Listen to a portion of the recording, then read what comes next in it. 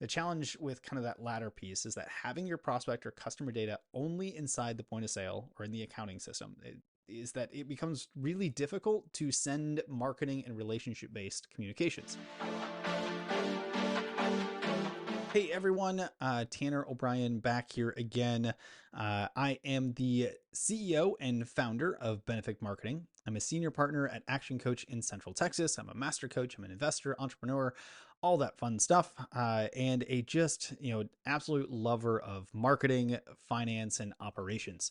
And I like to kind of take these tools, use it in our own business, learn a whole bunch of lessons of things to do, things not to do, and then share with you all the lessons I've learned along the way. So, for the past few weeks, we've been talking a bit about marketing and how we continue to maximize our process of marketing.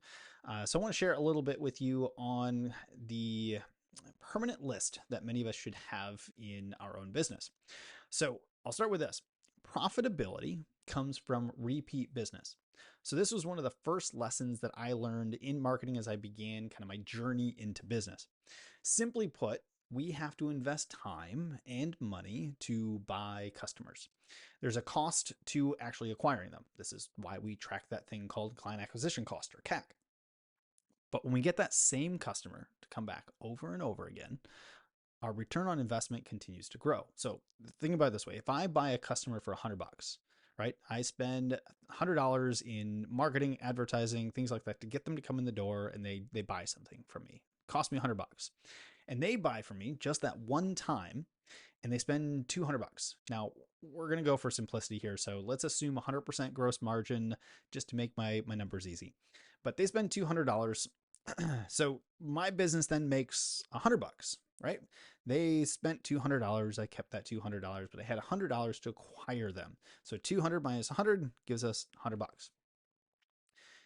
When that customer comes back and buys from me a second time, a third time, a fourth time, without the need for any additional marketing, then that next sale is essentially pure profit. There's no additional marketing acquisition costs that's kind of factored in here. That's the power of this. So the question then becomes, how do I get my customers to come back and buy from me again and again and again? Now, here's the fun part. There's a simple answer to this question. And the simple answer, simply ask. Ask them to come back, invite them to come back and buy from you again, to spend more time with you, with that relationship, that sort of thing. So this was one of the primary lessons that I learned. One of the primary reasons that I believe every business should have a database of customers and prospects that they own is so that we can simply ask them to come back. A permanent list that can be communicated with to build further relationship and ask for further business. So allow me to ask you, as you watch this, listen to this later on today, where does your permanent list reside? Do you have a CRM, a client relationship management, like that system, that tool in place? Do you use a marketing database tool like MailChimp or some other like email database out there? Or are you like many of the businesses that I know out there who kind of keep just this information inside their point of sale system or their accounting software? The challenge with kind of that latter piece is that having your prospect or customer data only inside the point of sale or in the accounting system is that it becomes really difficult to send marketing and relationship based communications. It is truly good and great, right, for sending invoices and other finance or kind of post sale related communications, that sort of thing, but it's not great. It's not built for marketing. When we shift over to a tool that's specifically designed to communicate with our database, then we have the full power of building a relationship that matters, right? One that helps us foster further business transactions as a result. At the end of the day, that's kind of what we want. We want to do more business with more people. So there's plenty of amazing tools out there to get you started. And they don't have to cost much or really any money just to get started. I know for us, we use a platform like HubSpot. It's great for those that are just starting out. Their base level is free. It gives you most of what you need just to track that basic stuff. I've got people coming in, I'm collecting their information, I'm keeping notes about them, all of that sort of thing for free. That's what's beautiful about it. So it also can go, then grow with you as you continue to become more sophisticated in your marketing and start to become ready for, leveraging more tools to communicate with your database or, using automations and pipelines, things like that. But you don't have to start there. Just having a database that you can access and put information into and quickly be able to communicate with, that is the key here. Building the database is one of the most important things that we can do in our marketing.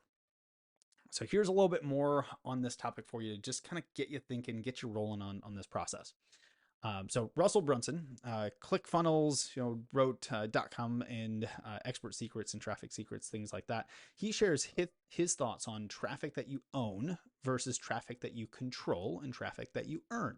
The goal, he says, is to convert as much of the traffic that you can control and earn into traffic that you own, essentially your database. So what is traffic that you control and what is traffic that you earn? Traffic that you control is really any traffic that you can directly point where you want them to go. So the best example of this is like paid ads. You pay to control traffic on Facebook, on Google, etc. Platforms like that, and you're able to control that traffic into an ad, into a landing page, into a funnel, a website, something that you own and can kind of control from there. So then what is traffic that you earn? Traffic that you earn is any traffic that has voluntarily chosen to follow you. The best example of this is followers on social media. You can't directly control where that traffic comes from or where it goes, but you can influence it. Unlike the traffic that you control, traffic that you earn is often much warmer and more receptive to your message since they elected to follow you. So let's, full callback to some of the sales and marketing things we've talked about in the past. But when they elect to do things, the receptive nature of where they go with the next step in your message tends to be a little bit stronger. So the key with these two types of traffic is to remember that you do not own them. So if Facebook were to close shop tomorrow or Google changed their algorithm, you could actually lose everything that you've been working towards. Another example of this is TikTok. Really important right now, right? If and when the legislation that has been passed actually forces the removal of this app in the United States, we can say goodbye to all the earned and controlled traffic from that platform. Our goal as marketers is to funnel that traffic from these external sources into a database that we own. From here, we can continue to build relationship, provide value, and ultimately generate more business over time. If there's one thing that you can take away from this message today, understand the power of your database. Know where your permanent list resides. Begin to think about how you can use this information to build relationships with your best customers. I think I've said relationships a ton of times on these conversations and this marketing stuff, right? Relationship really does matter. So over the coming weeks, we're going to start shifting into some different ways that we can generate leads or generate traffic. And then we'll shift into kind of some best practices when it comes to how and how often we should create content. So make sure you're subscribed.